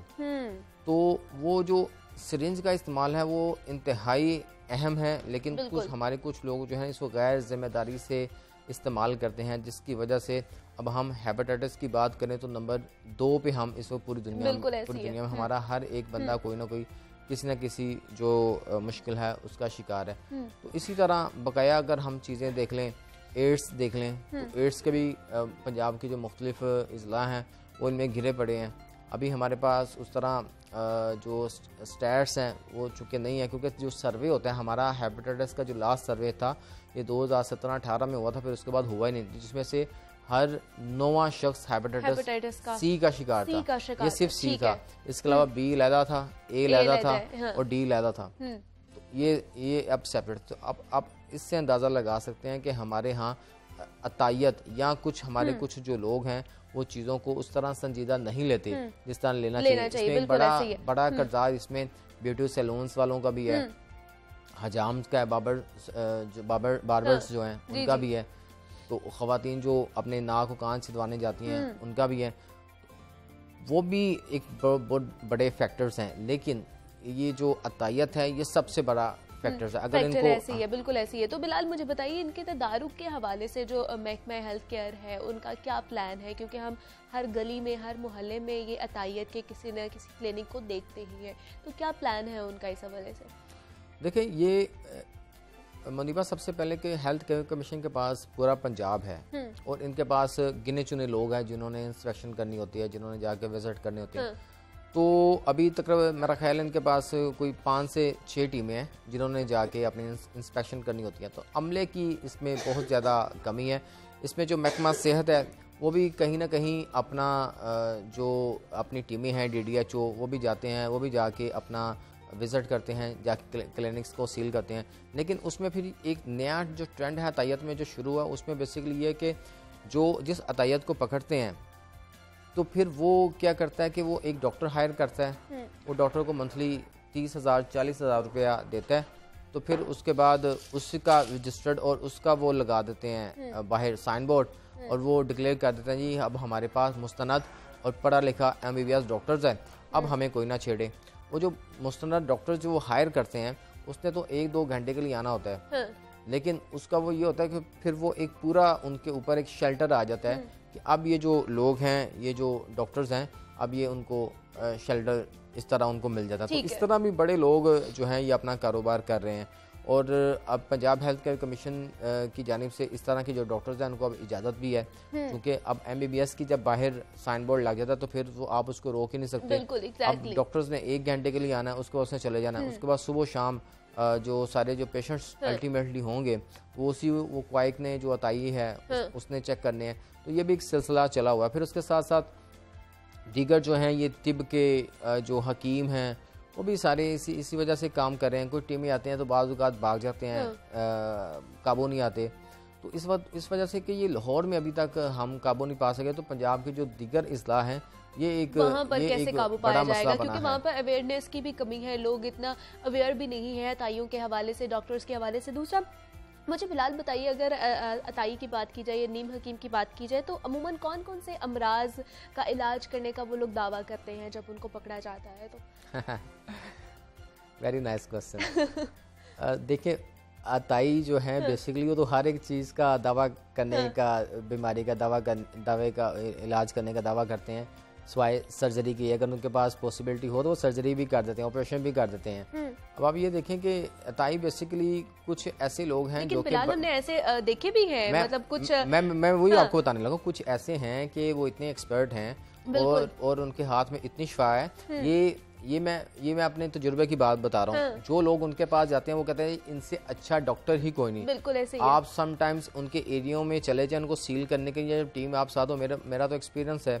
तो वो कहते हैं जी भाई हम इसी से इलाज करवाते थे, इसी से ही कराएंगे, ये सबसे अच्छा है, हमें इसी से आराम आता है और आप इसको तंग ना करें, ना इसको पकड़ें। उसकी वजह ये होती है कि मोस्टली उन लोगों के पास एक तो वो जाते हैं जिनको सिंपल नज़ला जुकाम बुखार ब्लड प्रेशर का ये वो, तो उन चीज़ों को फिर उन्होंने एक रख लिया होता है। और उनमें बेसिकली वो भी लोग शामिल हैं जो कि हॉस्पिटल्स में काम करते हैं, ओटी टेक्नीशियंस होते हैं, कुछ पैरामेडिक्स के लोग होते हैं, कुछ नर्सेज होते हैं, और उस तरह उन लोगों को डॉक्टर्स के साथ रह रह के काफ़ी एक्सपीरियंस चीज़ों का हो चुका होता है। अच्छा। मेडिसिन का उनको पता चल गया होता है, ड्रिप्स वगैरह लगानी उनको आ जाती हैं, ड्रिप्स का पता उनको चल जाता है कि कौन से इंजेक्शन इसमें डालने हैं। तो वो फिर वो जो कमज़ोरी जो कहता है मुझे कमज़ोरी है और मुझे ये होगा, पहले आप ड्रिप लगवाएं। और ड्रिप लगाने का फ़ायदा ये होता है कि उनको उसमें अच्छी खासी बजट है। अब एक ड्रिप 70-80 रुपये की है, 2-3 उसमें टिकट डालें, जो खर्चा है वो तो 150-200 रुपये का आता है। और वो जो चार्ज करते हैं वो 1000 रुपया 1500 रुपया ले लेते हैं। तो इसी वजह से वो और हमारे लोगों का ये एक माइंड सेट है, वो कहते हैं जब तक इंजेक्शन नहीं लगेगा, जब तक ड्रिप नहीं लगेगी तब तक हमें आराम नहीं आता। और आम जो आप बड़े प्रोफेसर्स के पास जाएं वो ऐसे काम करते नहीं, वो कहते हैं जी उनको को जाइए ना टीका लाता है ना वो ड्रिप लाता है। तो ये हमारे लोगों का माइंड सेट भी बना हुआ है। मैं एक रिपोर्ट पढ़ रहा था जिसमें उन्होंने कहा था हमारे यहाँ जो इस वक्त इंजेक्शन यूज़ होते हैं सालाना, वो तकरीबन पाकिस्तान में 2 से 2.5 अरब हैं। अच्छा। अरब। लेकिन जो सिरिंजेस का इस्तेमाल है वो सिर्फ 1 से 1.5 अरब है। अच्छा। तो मतलब वो जो इतना जो डिफरेंस आ रहा है वो कहाँ से आ रहा है? बिल्कुल एग्जैक्टली। अब कैलकुलेशन जो रेशियो है वो यही है कि मतलब अब एक जगह से आपको वो हो रहा है, आपके इंजेक्शन इतने यूटिलाइज हो रहे हैं, और दूसरी तरफ आपकी जो सिरिंजें हैं उसकी जो यूटिलाइजेशन है वो उनके बराबर नहीं है। तो इसका मतलब है कहीं ना कहीं तो फिर फ्लॉ है ना। तो इसी वजह से ये सबसे अहम फैक्टर ही अतायत का सिरिंज में है। तो इसी वजह से लोगों का एक बड़ा इन पे एतमाद होता है, जो खासकर जो बुजुर्ग लोग होते हैं वो जब वो जाते हैं कि एक बड़ी रीज़न क्या ये भी तो नहीं हो सकता बिलाल के बहुत से लोग ऐसे भी हैं उनको पता होता है कि ये जो अताई है इनके पास डिग्री नहीं है, ये डिग्री होल्डर्स नहीं है, डॉक्टर्स नहीं है, लेकिन फिर भी वो उनके पास जाते हैं कि वो सस्ते हो सकते हैं, या फिर उनको हमारे जो हेल्थ सिस्टम है उस पर एतमाद नहीं है। नहीं, आपने ये अभी जो बात की है कि ये जो सस्ते वाला जो काम है ना, ये सबसे इम्पोर्टेंट चीज़ है। अच्छा। अब आप ये देखें कि इस वक्त हमारी जो ओवरऑल मजदूरों की जो तनख्वाह है वो 20 से 21 हज़ार रुपये है। आप सोच सकती हैं कि अगर उनमें से जो मजदूर है कोई उनमें से बीमार होता है तो वो एक मुस्तनद प्रोफेसर के पास जा सकता है जिसकी 4000 रुपया फीस है, जिसने आगे आप चेकअप करवाने के बाद 10,000 रुपये के टेस्ट लिख देने हैं। तो ये एक फैक्टर है। लोग अमूमन अतायत के पास इस वजह से जाते हैं चलें जी टेम्परेरी आराम आ जाए। वो टेम्परेरी आराम लेने के लिए 50 रुपये दे के उसको पता है हमें इंजेक्शन भी लग जाना है, हमें मेडिसिन भी मिल जानी है, एक तसल्ली भी हो जानी है। तो इसी वजह से ये जो फैक्टर है फिनेंशियली ये बहुत अहम है, और लोगों की जाने की एक बड़ी वजूहात भी यही है क्योंकि अब लोगों का जो फिनेंशियल है जो इनकम है उस तरह नहीं है। तो इसी वजह से भी लोग इन्हीं के पास इसी वजह से जाते हैं कि चलें सस्ता है, थोड़ी बहुत इसको इनको सेंस भी है। वही आपकी वाली बात, उनको पता होता है कि ये वो अतायत है, लेकिन वो चाहते हैं कि वो चीज़ें तो वही है, इसको भी पता है, ये इतने सालों से कर रहा है, तो ये जो है ये हमें कुछ नहीं होगा और हमें इससे आराम आ जाएगा। तो इसी वजह से यही कॉन्सेप्ट लेके लोग जाते हैं। तो वही जो मैं बात कर रहा था कि हम जब इनको बाज़-औक़ात टीमों के साथ जाते हैं तो वो भी यही कहते हैं वहाँ के जो मुकामी लोग हैं कि भाई हमें तो यहाँ पे आराम आता है, प्रिस्क्रिप्शन लेके देते हैं, अच्छी होती है, सस्ती होती है, हम आते हैं, हमारे बच्चे आते हैं, नौमौलूद बच्चे आते हैं, छोटे बच्चे आते हैं, मतलब तमाम इकसाम के लोग आते हैं, तो उनको आराम आता है। तो यही वजह है कि ये जो अतायत है ये एक प्रिवेल कर रही है। फिनेंशियली इसमें इशू है, फिर रूल्स एंड रेगुलेशन उस तरह नहीं बनाए गए, जो डॉक्टरियत है, जो आम जो क्लिनिक्स हैं उनको इतना प्रमोट नहीं किया गया। बहुत से अताई ऐसे भी हैं, बहुत से केसेस बिलाल हमने ऐसे भी देखे कि उन्होंने नकली सर्टिफिकेट बना के अपने दुकानों पे लगाए हुए होते हैं, और जब कोई छापा भी मारता है तो उनको वो बड़े धड़ल्ले से दिखा रहे होते हैं कि हम तो ये हमारे पास सर्टिफिकेट है, हम बाहर से पढ़ के आए हुए हैं। बिल्कुल ऐसे ही है। अब आप देखें कि एक तो सर्टिफिकेट लगाए होते हैं बाहर के, तो उसमें तो शक ही कोई नहीं है। फिर कुछ लोग ऐसे भी हैं कि जिन्होंने ये जो पंजाब हेल्थ केयर कमीशन का है जो कार्ड्स उन्होंने वो हैंग किए हुए हैं अपनी अक्सर ने तो बनाए होते, कुछ ने फोटोकॉपी करके किसी का नाम लेकर टेम्पर करके वो अपनी दुकानों पे लगाए होते हैं। तो ये भी एक इश्यूज़ हैं, ये सारे जो मामला हैं इसमें सामने आ रहे हैं। लेकिन सारी चीज़ों के बावजूद भी जो महकमा सेहत है, जो पंजाब हेल्थ केयर कमीशन है, अपनी जो कार्रवाइयाँ ये कर रही हैं। अभी तक मैं रिपोर्ट पढ़ रहा था कि उन्होंने पिछले दिनों पंजाब के 22 लाहौर समेत पंजाब के 22 अजला में जो कार्रवाइयाँ थी वो की थी। लाहौर के भी 15-20 इन्होंने क्लिनिक्स जो थे वो सील किए, इसी तरह पूरे पंजाब में किए। तो अब अल्टीमेटली होगा क्या, उन्होंने अपने कुछ डॉक्टर्स हायर कर लेंगे या फिर वो कुछ ऐसे हैं जो बहुत ही इस काबिल नहीं होंगे, वो फिर अपनी दुकान को किसी दूसरी दुकान में कन्वर्ट कर लेते हैं। कुछ जो होते हैं वो फिर भाग जाते हैं। वो भागने वाली जो रेशियो है वो बड़ी कम है। मतलब मैं अभी इनकी वो पढ़ रहा था कि अभी तक इन्होंने मतलब 76 करोड़ रुपए के उनको फाइन जो है ये कर दिए हुए हैं अताइयों को। अच्छा। लेकिन इतने भारी जुर्मानों के बावजूद भी जो लत उनको लगी है वो छोड़ने का वो नाम ही नहीं ले रहे। क्या आपको लगता है कि बिलाल ये जब अताई पकड़े जाते हैं, इनके बाद इनकी जब कार्रवाई होती है तो इनको करार वाकई सजा मिलती है? क्योंकि ये जिंदगियों से खेल रहे होते हैं, लोगों की जिंदगियां। देखिए, करार वाकई वाली जो सजा की जो बात है वो तब होगी कि जब आप उनके हाथों से कोई बंदा ज़ाया होगा, कोई बंदे के साथ मिसहैप भी होता है तो उसको वो कवर अप कर लेते हैं। लेकिन कानून के अंदर उस तरह अभी हमारी इसमें काफ़ी वीकनेस है। उस तरह मतलब सज़ा तो हैवी वो दे सकते हैं, लेकिन जो सज़ाएं हैं वो उस तरह हैवी नहीं होती। तो इसी वजह से फिर वो आज का जो कंसेप्ट चला हुआ है कि जनाब आप एक डॉक्टर हायर कर लें, उसी को रख के अपनी जो प्रैक्टिस है उसको कंटिन्यू रखें। अब बेशितर लाहौर के अंदर तो ऐसे ही हो रहा है, चूँकि अब लाहौर के बाहर जो जनूबी पंजाब वाली साइड है और ये इस तरह जो आगे वाली जो लाइन्स है वहाँ पे तो लोग कटते यही हैं, वहाँ पे तो डॉक्टर्स की बड़ी शॉर्टेज है। अब गुजरात में मुझे पता चला कि वहाँ पे जो न्यूरो फिजिशियन है वो सिर्फ 2 से 3 है। अच्छा। तो हमारे यहाँ अभी भी जो स्पेशलाइज्ड जो डॉक्टर्स हैं उनकी बहुत ज़्यादा कमी है, क्योंकि हम तो सिटी एरिया में रहते हैं, यहाँ पे बड़े हॉस्पिटल्स हैं। डॉक्टर्स की भी ख्वाहिश होती है कि भाई उन इलाकों में, छोटे इलाकों में काम करने की बजाय बड़े इलाकों में काम करें, चूँकि वहाँ यहाँ पे फीस भी ज़्यादा होगी, लोगों का रश भी ज़्यादा होगा, तो यहाँ पे अर्न भी अच्छा हो सकता है वहाँ की निस्बत। फिर हर बंदे की ख्वाहिश होती है जो मतलब वो डॉक्टर्स जो कि जनूबी पंजाब का या मुल्तान वाली साइड का रहने वाला है, तो वो भी ख्वाहिश करता है कि भाई हम सिटी एरिया में रह के करें। तो इसी वजह से फिर वो जो रूरल एरिया या अर्बन एरिया के जो लोग हैं वो बहुत ज़्यादा महरूम होते हैं इन चीज़ों में। तो वही वो लोग जो है वो ज़्यादा अतायत को फ़रोग़ देते हैं और वही लोग अतायत का जो है वो शिकार होते हैं। तो इसी वजह से ये सिलसिला जो है ये अभी तक चल रहा है, ये बढ़ता जा रहा है, ये मसला जो है ये बढ़ता जा रहा है। और हम देख रहे हैं कि सरकारी हॉस्पिटल्स में भी बहुत से ऐसे केसेस आपने भी देखे होंगे बिलाल के वार्ड बॉयज़ या फिर जो गार्ड्स हैं वो भी ऑपरेशन करते हुए हमें नज़र में आए हैं।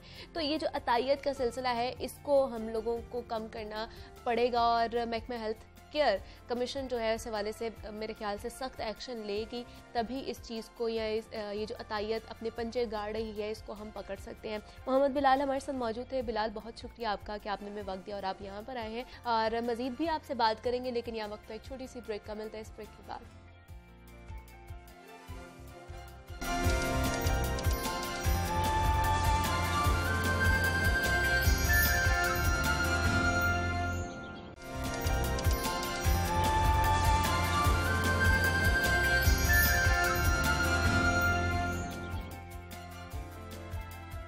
वेलकम बैक टू जागो लाहौर। नाजरीन, ख्वाजा मीर दर्द ने एक मर्तबा कहा था कि दर्द दिल के वास्ते पैदा किया इंसान को, वरना तात के लिए कुछ कम ना थे करो बयां। और ये हकीकत भी है कि इंसान की पैदाइश का असल मकसद ही खिदमत इंसानियत होता है। लेकिन खिदमत इंसानियत इतना आसान काम नहीं है, उसके लिए कुर्बानियां देना पड़ती है, सब्र और हिम्मत के साथ सालों इंतजार करना पड़ता है। आज हम भी आपकी मुलाकात ऐसे 2 नौजवानों से करवाने जा रहे हैं जिन्होंने अपनी जिंदगी खिदमत इंसानियत के लिए वक्फ कर रखी है।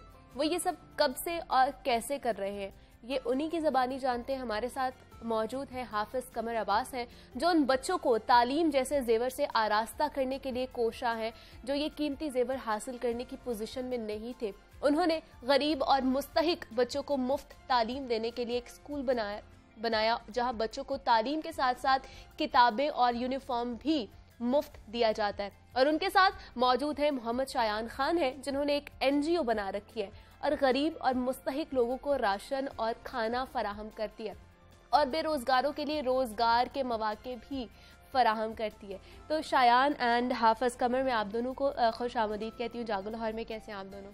अल्हम्दुलिल्लाह, आप कैसे हैं? मैं भी बिल्कुल ठीक ठाक। कमर साहब, सबसे पहले मैं आपसे बात करना चाहूँगी, कैसे ख्याल आया ये स्कूल खोलने का, क्या इसके पीछे विजन था आपका? इसमें सबसे पहले तो एक चीज़ मैं ना लाजमी ऐड करना चाहूँगा कि देखें, अगर आपने कम्युनिटी के लिए सिंसियरली अगर आपने कुछ डिलीवर करना है तो उसके बहुत से तरीके हो सकते हैं।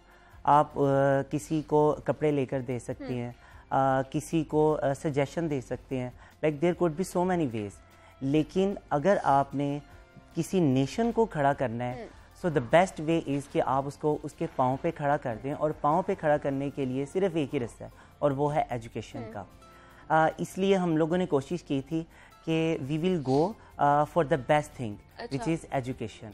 ठीक है। और इसमें सबसे जो यूनिक चीज़ है वो है कि आज जिस तरह से AET स्कूल फाउंडेशन बच्चों को एजुकेशन प्रोवाइड कर रहा है, एवर इन द हिस्ट्री किसी ने भी उस तरह से मॉडल से जो है ना मतलब बच्चों के लिए काम नहीं किया है। ठीक है। तो वो उसमें ये होता है कि हम लोगों का कब बनाया आपने, कितने साल हो गए इसको काम ये we started in March 2018। Okay. और इसका जो स्टार्टिंग पॉइंट वो बेसिकली ये था कि कुछ बच्चे थे उस एरिया में जहाँ पे अभी हमारा फर्स्ट सेंटर है। ठीक है। वो बच्चे गार्बेज पिकर थे बेसिकली। अच्छा। और मेनली उस फैमिली का जो रिलायंस था वो था बोटल्स वगैरह वो कलेक्ट करते थे सुबह के टाइम, और सारा दिन वो कलेक्ट करके शाम को उन्होंने वो सेल करना है, और उससे जो पैसे आते थे उससे वो ये समझ लें कि 2 किलो या 2.5 किलो आटा वो खरीद के अपने खाने का निज़ाम चलाते थे। ठीक है। तो एक्चुअली हुआ इस तरह से कि वो बच्चा 6-7 साल का बच्चा था और वो गया है बोटल्स कलेक्ट करने गया है, वहाँ पे उसे किसी चीज़ ने काट लिया, किसी मूजी चीज़ ने। अच्छा। और वो 3 दिन बीमार रहने के बाद उसकी डेथ हो गई है। जैसे हम तक ये बात पहुंची है तो this was like shocking stuff for us. हमने उस दिन से डिसाइड किया कि नहीं, हम ऐसे बच्चों के लिए वो करेंगे जो कि बेस्ट हो सके। देन हम लोगों ने मूव किया स्ट्रीट टू स्ट्रीट, ठीक है, हाउस टू हाउस, और ऐसे बच्चों को स्टार्ट पे हम लोगों ने इकट्ठा किया, स्कूल लेकर आए और कोशिश की, उन्हें कन्विंस किया कि आप लोग कुछ नहीं तो हमें एटलीस्ट 10 कम से कम 2 या 3 घंटे हमें एक दिन के आपको देने पड़ेंगे। ठीक है। मतलब ये स्टार्टिंग यहाँ से जी बिल्कुल ऐसी है। बाकी भी इस हवाले से बात करेंगे। शायान, मुझे आप बताइए, आपने कब ये NGO जो स्टार्ट की थी और क्या आपका मोटिव क्या था इसके पीछे? ओके, सो बिस्मिल्लाहिर्रहमानिर्रहीम। हमने दरअसल जब ये स्टार्ट की थी तब कोविड-19 पीक पे था। ओके। तो हमने मार्च 2020 में स्टार्ट किया था इसको, और ऐसे ही मतलब हालात देखे थे मुल्क के, सब डरे हुए थे, नया नया वायरस आया था। मैंने क्या कहते हैं इस तरह के हालात देखे, अपने दोस्तों से एक दिन बात की कि यार guys, why not make an NGO, और ये जो लोग इस तरह मुश्किल में फंसे हुए हैं उनकी हेल्प करनी चाहिए। एंड लाइक अब इतने टीनेजर्स हैं, इतने ज़्यादा स्टूडेंट लेड ऑर्गेनाइजेशंस हैं, तो उन सब के साथ साथ अगर हम इसमें स्टैंड करते हैं तो how are we going to survive, और हम कैसे इन सब से डिफरेंट होंगे। तो हमने खलूसे खिदमत पाकिस्तान बनाया, जिसके अंदर फिर हमने 7 लोगों ने इसको शुरू किया, और वैसे ये कारवां बढ़ता गया और आज 150 से भी ऊपर लोग हैं। अच्छा। और कोविड को देखते हुए फिर हमने मजीद बहुत सारे प्रोजेक्ट्स किए, हमने राशन ड्राइव्स भी की क्योंकि लोगों के कारोबार इफेक्ट हुए थे।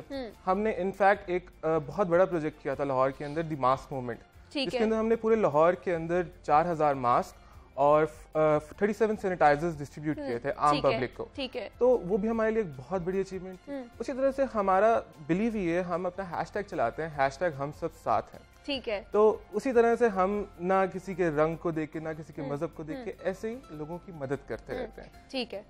और अभी भी रिसेंटली हमने एक इंटर्नशिप की थी, एक इंटर्नशिप करवाई थी एक ओल्ड एज होम में, और वो भी मतलब एक बहुत इंस्पायरिंग चीज़ थी कि हम देखते थे कि ऑर्फनेजेस में ज़रूर लोग जाते हैं लेकिन ओल्ड एज होम्स को कोई इतना फोकस नहीं करता। तो हम वहाँ गए, हमने उनके साथ मुलाकात की, उधर के लोगों से उनके दुख दर्द बांटे, उनके साथ वक्त गुजारा, और जो हमारे साथ और मज़ीद हमारे लोग गए थे वो भी इस चीज़ को देख के बहुत हैरान थे और बहुत इमोशनल हो गए थे कि आज भी इस मुल्क में मतलब क्या हो रहा है। हाँ। और इसी सबको बदलने के लिए ये एनजीओ बनाई गई है। बड़ा अच्छा मोटिव है शयान आपका भी और कमर आपका भी। मुझे कमर बताइए, पहली दफ़ा क्लास में कितने बच्चे आए थे जब आपने ये स्टार्ट किया? तो कितने बच्चे क्लास लेने आए थे और उनके जो पेरेंट्स थे उनको राज़ी करना कितना मुश्किल था आपके लिए?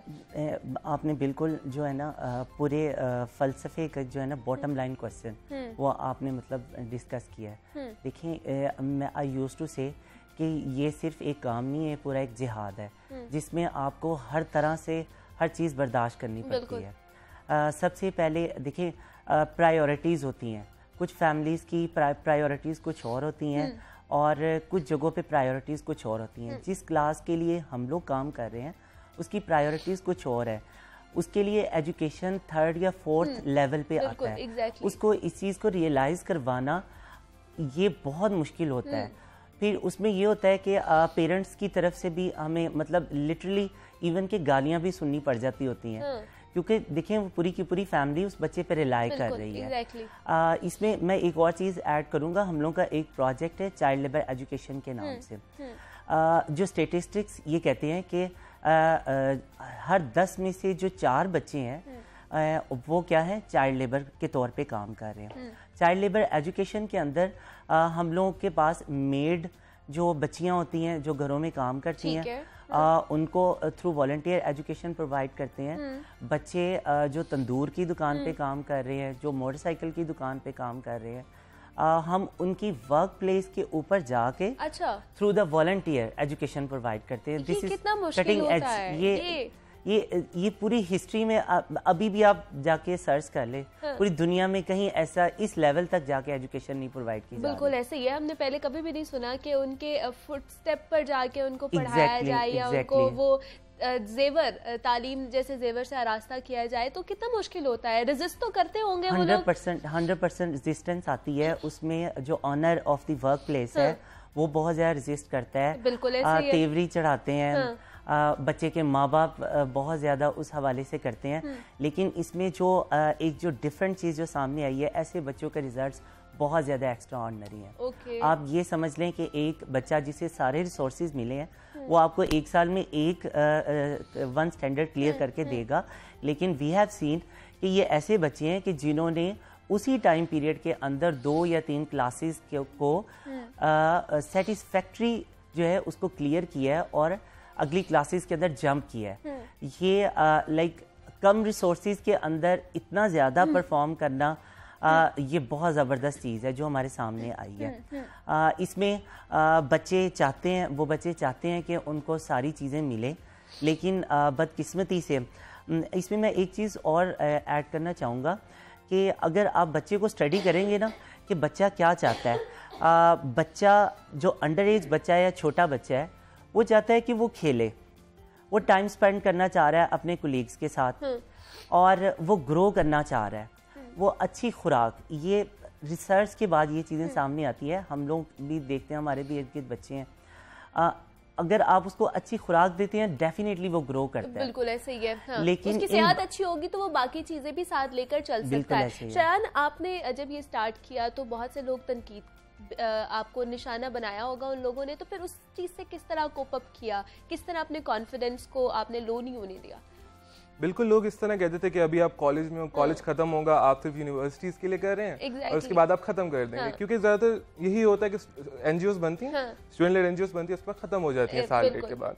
तो हम कहते थे नहीं, ये हमने एक लॉन्ग टर्म प्रोजेक्ट स्टार्ट किया है और इसके लिए आगे भी हमारा बहुत बड़ा एक वास्ट प्रोजेक्ट, मतलब आगे एक बहुत बड़ा प्लान है हमारा। इसके लिए हमने अभी से प्लानिंग स्टार्ट कर ली हुई है और तभी तो अब ये देखें ना, कारवां बढ़ता गया है तो 150 से ऊपर लोग हो गए हैं। उसी तरह से तनकीदें होती थी कि मतलब डोनेशंस नहीं आएंगे, आप कैसे सरवाइव करेंगे, उधर और भी बहुत सारी एनजीओज हैं, कंपटीशन बहुत है। लेकिन फिर आपकी यहाँ पे बात आ जाती है नीयत के ऊपर। अगर आपकी नीयत साफ होगी तो खुदा आपके साथ है, फिर तो फिक्र की कोई बात ही नहीं है ना। बिल्कुल। तो हम बस इसी नीयत, एक अच्छी साफ नीयत के साथ चलते गए और आज हमने 200 के करीब राशन बैग भी बांट दिए और साथ ही साथ तकरीबन 3000-4000 कपड़े भी बांट दिए। और इसी तरह से मतलब बांटना तो एक तरफ है, उसके साथ हमने प्रोजेक्ट्स भी इतने सारे किए हैं कि लोगों को पता चला है कि ये जो हमारा यूथ है इसमें कितनी पावर है और ये भी किसी से कम नहीं है। अगर बड़े कर सकते हैं तो हम भी पीछे नहीं। बिल्कुल ऐसे ही है। शायद जब आपने पहली ड्राइव जब इसकी शुरू की तो उसका खर्चा कहाँ से आया? आप लोगों ने अपनी पॉकेट मनी से किया, फंड लिया, किस तरह वो सारा किया? ओके, सबसे पहले तो हमने जो क्लोथिंग ड्राइव की थी वो ईद के लिए की थी। ठीक है। और उसके लिए तो कपड़े हमने लोगों के घर से जा के उठाए थे। अच्छा, और ठीक है। यही 7 लोगों की टीम थी जो क्या कहते हैं घर जा के कपड़े उठाती थी। अच्छा। और हमने तब तकरीबन 600 कपड़े बांटे थे। और उसके बाद हमारी राशन ड्राइव आई थी, वो सबसे मुश्किल चीज थी क्योंकि उसके लिए अब जाहिर है राशन बैग उस वक्त कोविड भी वीक पे था और प्राइजेस भी आसमान पे बिल्कुल ऐसे ही है। तो डोनेशंस का बिल्कुल एक प्रॉब्लम था कि कैसे आएंगे, कैसे बैग डिस्ट्रीब्यूट करेंगे। हम तो क्या कहते हैं 10 बैग से ऊपर का सोच ही नहीं रहे थे, लेकिन अल्हम्दुलिल्लाह फिर 53 बैग्स हमने डिस्ट्रीब्यूट किए पहली ड्राइव के अंदर। और ये हमारा जो नेटवर्क था, हमारे फ्रेंड सर्कल ही था, उसके अंदर ही हमने बात फैलाते गए। फैमिली को पता चला कि ये लोग ऐसे कर रहे हैं। स्टार्ट में फैमिली की तरफ से ज्यादा सपोर्ट था। अच्छा। तो इस वजह से फिर अब लेकिन फैमिली की तरफ से मैं कहूँगा मिनिमम है, लाइक फैमिली साथ है। लेकिन अवाम को पता है कि ये चल रहे हैं और हमने इनके साथ मतलब अब वॉलंटियरली लोग अब आपका साथ देना शुरू हो गए हैं। पहले आपके अपना ही सपोर्ट सिस्टम था, लेकिन अब और भी जो हमारा मुआशरा है वो भी इस चीज में आना शुरू हो गया है। मेरे ख्याल से ये अच्छी चीज है। दूसरा कमेंट मुझे आप बताइएगा, पढ़ाई के साथ साथ इनको कोई स्किल्स भी सिखाए जाते हैं उसमें? जी डेफिनेटली। इसमें मैं एक चीज़ आपकी विद ड्यू रिस्पेक्ट एक चीज़ ऐड करूँगा। हमारे पास कुछ स्पेशल बच्चे भी होते हैं। ठीक है। स्पेशल बच्चे 2 तरह के, लाइक एक मेंटली और एक फिजिकली डिसेबल बच्चे होते हैं। ठीक है। मैं इस इशू को मतलब आपके थ्रू इसलिए रेज कर रहा हूँ कि देखें, अगर एक पेरेंट्स अफोर्ड करते हैं अपने और मतलब बाय चांस या जो भी इसकी रीज़न उनके घर में स्पेशल चाइल्ड की पैदाइश हो गई है तो वो उसकी केयर करते हैं। लेकिन अगर किसी ऐसे घर में एक बच्चा पैदा हो गया स्पेशल चाइल्ड, उसकी रीजंस होती हैं, we are not going to discuss कि वो कैसे हुआ वो सारा। तो आप यकीन कर लें कि उनके नज़दीक वो बच्चा जिंदा नहीं है, वो बच्चा मौत के करीब है एंड दे आर वेटिंग कि कब इसकी डेथ हो जाएगी। ये चीज़ मैं लाजमी चाहता हूँ कि किसी भी तरह से हम भी कैटर करते हैं, डेफिनेटली आप भी जहाँ जहाँ भी हम मिलते हैं वी शुड ट्राई कि इस चीज़ को अवेयरनेस क्रिएट करें कि नहीं वो जिंदा है, अभी वो मरे नहीं है, बेशक वो चारपाई पे हैं। इस चीज़ को हमें रियलाइज़ करना चाहिए। दूसरा आपने क्वेश्चन किया, उस हवाले से हम कोशिश ये करते हैं, देखिए आपने बच्चे को सिर्फ एजुकेशन इज़ मैंडेटरी, लेकिन मैंने अगेन पहले बात की है कि उसकी प्रायोरिटी कुछ और है, उसको रोटी चाहिए। बिल्कुल। उसको अच्छे कपड़े की निस्बत उसको रोटी चाहिए। हम कोशिश ये करते हैं कि कैरियर बिल्डिंग एजुकेशन हो। ठीक है। उसको बच्चियां अगर होती हैं वो काम करके आती हैं, स्कूल टाइमिंग 8 to 6 है। ठीक है। और हमने फिक्स टाइम नहीं किया कि आपने बेटा इतने बजे ही पहुंचना है। अच्छा। दे आर अलाउड 8 से 6 किसी टाइम भी वो आ सकते हैं, अपनी तालीम हासिल कर सकते हैं। और कपड़े भी उन्हें सिखाए जाते हैं, डिजाइनिंग की चीजें भी सिखाई जाती हैं ताकि वो घर में बैठ के डोर टू डोर जाने के बजाय घर बैठ के कपड़े सीख सकें। जाते जाते क्या एक 2 लाइनर पैगाम क्या देना चाहेंगे? देखिए, अगर हम जैसे आम मतलब बिल्कुल ऑर्डिनरी पर्सन है, we are not like star, हम लोग कर सकते हैं। तो आई थिंक ये हर बंदे की जिम्मेदारी है कि रादर क्रिटिसाइजिंग आगे बढ़ना चाहिए और मुल्क के लिए कुछ बिल्कुल ऐसे ही अपने लिए भी मुल्क के लिए भी करना चाहिए। शायान, आप भी जल्दी जल्दी से एक पैगाम देते हैं। ये तो हमारे इस्लाम में भी है कि ये हाथ इस हाथ से बेहतर है, तो चैरिटी करनी चाहिए, लोगों की मदद करनी चाहिए। और वही बात है कि हम सब साथ हैं, सबका ख्याल रखना चाहिए। बिल्कुल ऐसे ही, अपना तो ख्याल रख रहे हैं, बाकी हमारे मुआशरे का और बाकी लोगों का भी ख्याल रखना चाहिए। हाफिज कमर अब्बास हमारे साथ मौजूद थे और शायान खान, आप दोनों का बहुत शुक्रिया और best of luck for your future और जो भी आप इकदाम करने जा रहे हैं। कल आपसे मुलाकात होगी। अपना आपने बहुत सारा ख्याल रखना है, मुझे भी दुआ में याद रखिएगा। तब तक के लिए अल्लाह हाफिज।